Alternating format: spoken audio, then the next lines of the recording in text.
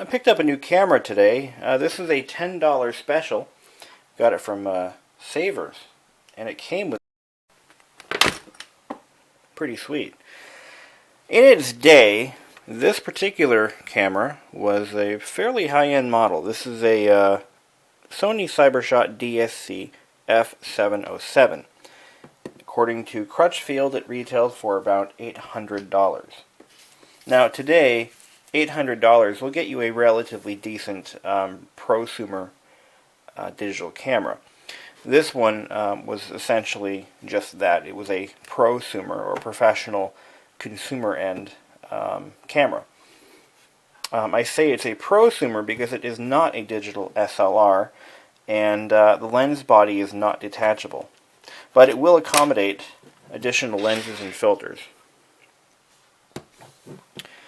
Despite its massiveness, it only has 5x optical zoom and 5x digital, giving it a combined of 10x zoom.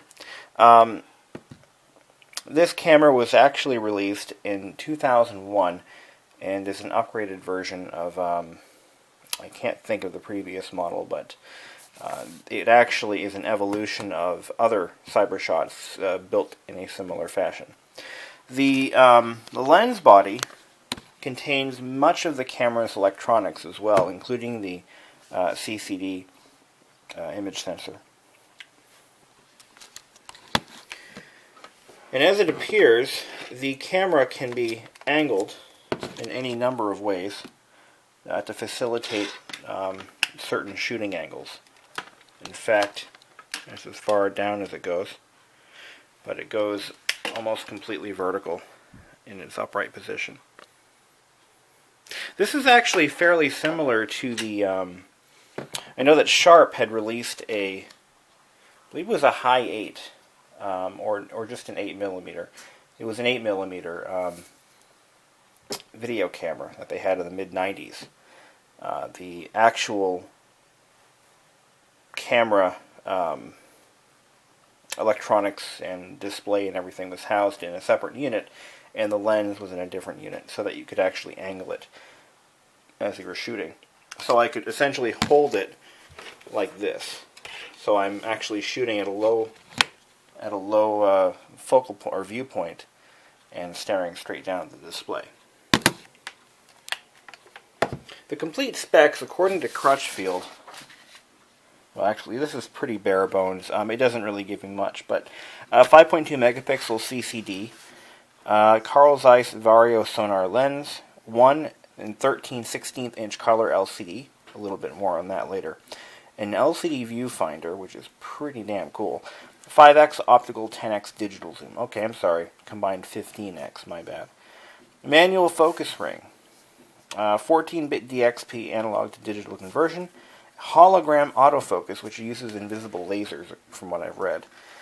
So it can actually check various points that you're shooting at and focus best for whatever the happy medium happens to be. A built-in pop-up flash, external flash terminal, which is right here. This is the accessory shoe and plug. Okay. Monaural microphone, which is located right here. USB interface, which is located on the lens body, right there. It actually supports AV out, and I have the AV cable. It did actually come with it, and it weighs 1.4 pounds with battery. Yikes! It's a heavy little camera. Okay. Originally supplied with a 16 megabyte memory stick, 1 battery, 1 charger, 1 USB cable, and the MGI PhotoSuite VideoWave CD-ROM, which I actually had a copy of at one point, because I've owned 2 brand new Sony Cybershots. Here's the one that I bought brand new in 2004. Now let's compare the size here. This camera is a 3.2 megapixel with 3x optical zoom and similarly sized LCD screen. We'll talk about that in a second again. And this actually has a an optical viewfinder that is located near the lens itself. So you can actually view through it when the camera is on or off. I don't know if you can see that. And it doesn't really give you any status information through the optical viewfinder. This camera uses the same memory stick, and this one actually uses AA batteries. I can get quite a bit of life on this camera on a set of lithium batteries, but those are the only batteries that I use in this camera because it sucks down anything else real fast. But yes, this camera has served me very well. This is a DSC-P72. Where was I going with this? Yes, I bought this one in 2004. I think I paid around $400 for it. And at the time, it was kind of a lower end tier on the Cybershot lineup. And I wasn't going to pay that kind of money. Didn't have it at the time. Actually, you know, I did. I did actually have that kind of money, but I didn't want to spend it all on a camera. So, anywho,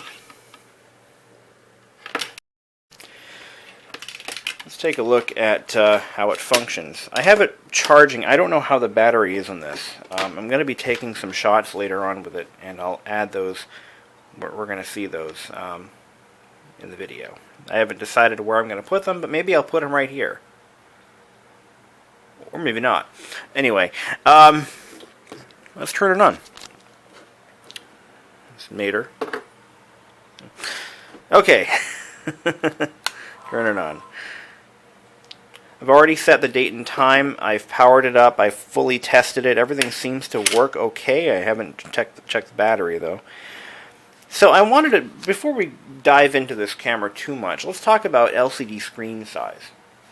Now, in the early 2000s, LCD screen prices were extraordinarily high. In fact, they were one of the most expensive components in a device that used an LCD as part of its construction. So a lot of digital cameras and a lot of other devices from that time period made do with some of the smallest LCDs ever made. I mean, they're freaking tiny. And that was strictly a cost thing. The technology was there to make an LCD any size, but because of the high cost of manufacturing, they just were not cost effective enough.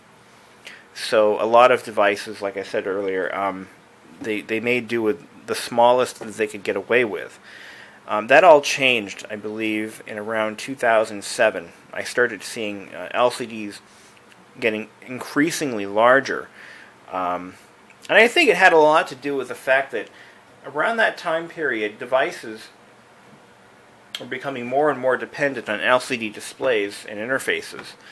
They started putting them into automobile dashboards. They were using them in cell phones, which previously used monochrome liquid crystal displays similar to a calculator. So the thin film transistor, or TFT, color displays were skyrocketing not only in usage, but also in price, because the manufacturers couldn't catch up to the demand. And the defect rate was very high, so a lot of displays didn't get sold because they had too many defects. So that limited the supply, and of course the demand wasn't going away. So let's see how this sucker works. Now, like I said, I mean, size-wise, this thing is enormous. I don't know why it's so big, but it's the size of two DSC-P72s, which is incredible. And it weighs about 3 times as much as this one camera does. The other thing about digital cameras at this time period is they weren't quite ready for digital video. These were the first cameras that could actually handle it to some extent, but they were not perfect. Digital video was still a low-resolution, choppy affair with very poor image quality. And I know that I've shot some of my earliest videos with this baby right here. I think some of my first videos were shot with this very camera. That's right, this is the camera that started everything. And of course I was limited to 5 minutes, which was fine, because that's all YouTube would allow back in 2007. A video longer than 5 minutes was very rare. and you actually had to have some clout to do it. But as I was saying, yeah, this is actually my first camera ever used for YouTube. So doing a still shot on this thing is pretty straightforward. You turn the camera on. We'll just set it to automatic, and night frame. We'll look at that in a bit. And you just turn the flash on, which is on according to my screen. And let's take a look at the viewfinder real quick. So it actually has a tiny LCD screen inside that viewfinder. Color too. That was a very expensive thing to do on a camera back then. So here we go. I'm going to do a shot of my television set. So as soon as I hit the button, the flash pops up. Just like the later models of the Sony Mavicas.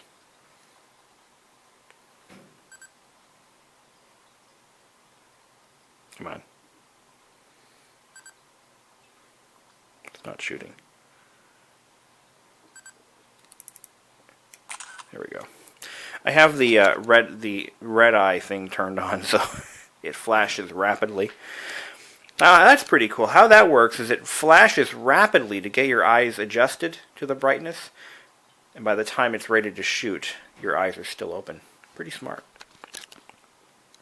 Of course, this has now we can preview our shot. Look at that. I'll try to get the camera to kind of focus on this. It's not really doing so well. And I can scroll through these with the jog wheel. There's only one shot there, so I can't. There's a jog wheel right in the front here with a button you can press to do something. I don't know what yet. We're still learning how to use it. We have other modes too, which I don't remember what these were, but when I read the manual on my other Cybershot, I knew what they were. I believe M is macro. No, macro is this button right here. The one with the flower on it. But anyway. Why don't we do a selfie? Let's do a selfie. All right, I'm going to set the timer on this using the smaller button. No, that's not what that does. I'll be goddamned. Or does it? Nope. Oh, I hit the wrong button. I'm sorry. It's actually this button here.